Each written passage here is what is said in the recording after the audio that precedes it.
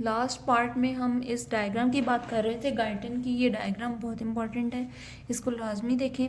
अब इसमें समझने वाली क्या बात है वो डिस्कस करते हैं।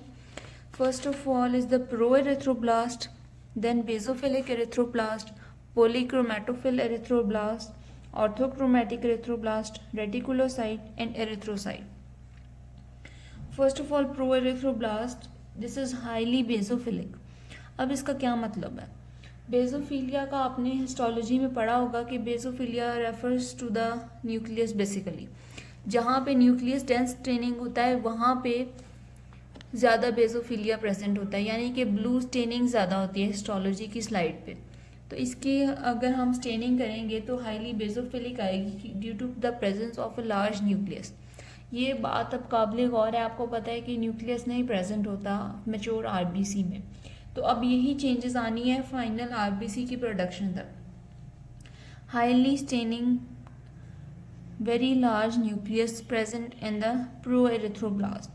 देन बेसोफिलिक एरिथ्रोब्लास्ट में भी काफ़ी बड़ा होता है as compare to the pro erythroblast. तो ये छोटा है न्यूक्लियस, लेकिन फिर भी ये काफ़ी बड़ा साइज है न्यूक्लियस का। देन आगे 3 कंसेक्टिव फिगर्स में हम देख रहे हैं कि ये साइज ऑफ न्यूक्लियस रिड्यूस होता होता ख़त्म हो गया। रेटिकुलोसाइट में फाइनल चेंजेस जो आनी थी आ गई हुई हैं, जो सेलुलर कंपोनेंट्स के लिहाज से आनी थी। ना न्यूक्लियस है इसमें, ना एंडोप्लाज्मिक रेटिकुलम है, और राइबोसोम्स अबंडेंट प्रेजेंट है। अब क्या रिक्वायरमेंट है कि आगे रेटिकुलोसाइट एरिथ्रोसाइट में चेंज हो जाए? यहाँ बाकी न्यूक्लियस की जो न्यूक्लियस के सेल की जो रिक्वायरमेंट्स थी, सेलुलर कंपोनेंट जो उनकी ऑर्गेनेल्स प्रेजेंट होनी थी नहीं होनी थी, सारी चेंजेस आ चुकी हुई हैं। अब जो आरबीसी की स्पेसिफिक शेप होती है, जो उसकी ऑक्सीजन कैरिंग कैपेसिटी के लिए ज़रूरी है, वो चेंज जब आती है, बज़ाहिर उसकी मॉर्फोलॉजी जब चेंज होती है तो वो मैच्योर आरबीसी बन जाता है। अगर यहाँ रेटिकुलोसाइट तक स्टॉप हो जाए तो वो ऑक्सीजन कैरिंग कैपेसिटी उसकी उस तरह से नहीं होगी जिस तरह की मैच्योर आरबीसी की होगी। तो ये डायग्राम में यही बात ही समझने वाली। नेक्स्ट इम्पॉर्टेंट बात यह है कि आरबीसी की जो प्रोडक्शन है अब उसमें कुछ फैक्टर्स इन्वॉल्व हैं। सबसे पहले बात है एरिथ्रोपोइटिन की। द मोस्ट इम्पॉर्टेंट फैक्टर, और ये सोलरी जो है इसकी प्रोडक्शन होती है किडनी में। अब ये फैक्टर किडनी में प्रोड्यूस होगा और किस तरह से ये आरबीसी की प्रोडक्शन को करवाता है, वो ये है कि स्टेम सेल्स का हमने पढ़ा है स्टार्ट में, जिनसे आरबीसी की आगे प्रोडक्शन होनी है। तो आगे स्टेम सेल्स को कन्वर्ट कराना है हमने प्रो एरिथ्रोब्लास्ट में, जो कि फर्स्ट स्टेप है in the production of RBC.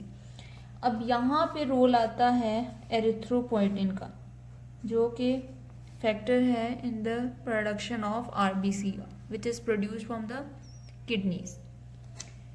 अब इन प्रो एरिथ्रोब्लास्ट से ही आगे प्रोड्यूस होने हैं आरबीसी, और आरबीसी ने करवानी है टिश्यू की ऑक्सीजनेशन।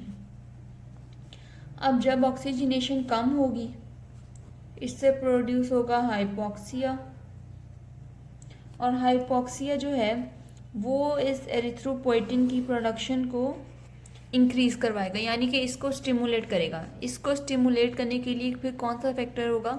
वो होगा टिश्यू हाइपोक्सिया।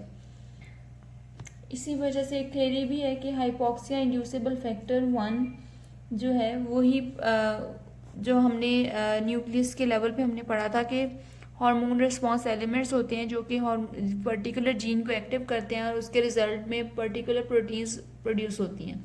तो इस केस में हाइपोक्सिया के रिजल्ट में प्रोड्यूस होगा हाइपोक्सिया इंड्यूसिबल फैक्टर 1। सो ये सारी थ्योरी थी आरबीसी की प्रोडक्शन की। ये हमने मोटी मोटी बातें पढ़ ली हैं आरबीसी की प्रोडक्शन की। अब हमने इससे पहले बात पढ़ी थी कि रेटिकुलोसाइट से आगे प्रोडक्शन होती है मैच्योर आरबीसी की। अब ये स्टेप है बेसिकली डिफ्रेंसिएशन का स्टेप, या कह लो कि मैच्योरेशन हो रही है आरबीसी की फ्रॉम द रेटिकुलोसाइट। अब इसके लिए क्या ज़रूरी है?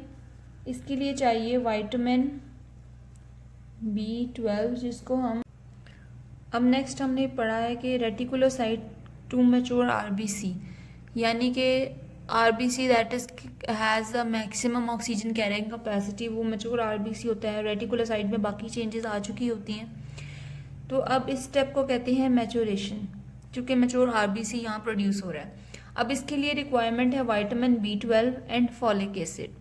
अब ये बात जो है बहुत इंपॉर्टेंट है, इसको कभी नहीं भूलना। ये फिजियोलॉजी के अलावा क्लिनिकल साइड के लिए बहुत इंपॉर्टेंट है। आरबीसी की प्रोडक्शन में यही दो चीज़ें हैं जो इम्पॉर्टेंट है। बाकी एक आयरन है, लेकिन वो हीमोग्लोबिन की प्रोडक्शन के लिए इम्पॉर्टेंट है, तो वो आरबीसी की प्रोडक्शन के लिए एक और तरह से इम्पॉर्टेंट है। बाकी विटामिन B12 और फॉलिक एसिड ये मैच्योरेशन के लिए इम्पॉर्टेंट है। अब कौन सी चीज़ कौन से स्टेप पे चाहिए होती है, ये इस लिहाज से याद रखना ज़रूरी है कि जब हम आगे नेक्स्ट एनीमिया का टॉपिक पढ़ेंगे, जो कि बहुत इंपॉर्टेंट टॉपिक है, आरबीसी से हम कह लें कि सबसे ज़्यादा इंपॉर्टेंट टॉपिक जो है वो एनीमिया का है, और क्लिनिकल साइड पे ये बहुत इंपॉर्टेंट है। वहाँ पे जब हम ब्लड में चेंजेस देखते हैं तो उसका रूट कॉज हम निकालते हैं, फिर वो आता है विटामिन B12 की डेफिशिएंसी है, फॉलिक एसिड की है, या आयरन की है, या किसी और वजह से है। तो हमें ये बेसिक फिर बातें पता होंगी तो हम एनीमिया को क्लासिफाई करेंगे इसी बेसिस पे, माइक्रोसिटिक, मैक्रोसिटिक, मेगालोब्लास्टिक एक्सेट्रा। वो सारी बातें हम आगे नेक्स्ट एनीमिया के साथ करेंगे। तो उसके लिए आपने ये यहाँ पे ये बात याद रखनी है कि विटामिन B12, फॉलिक एसिड और आयरन। सो इसी के साथ हम कंटिन्यू करेंगे आगे एनीमिया का टॉपिक, और वहाँ पे इन चीज़ों की मज़ीद इम्पॉर्टेंस देखेंगे। So keep watching and subscribe.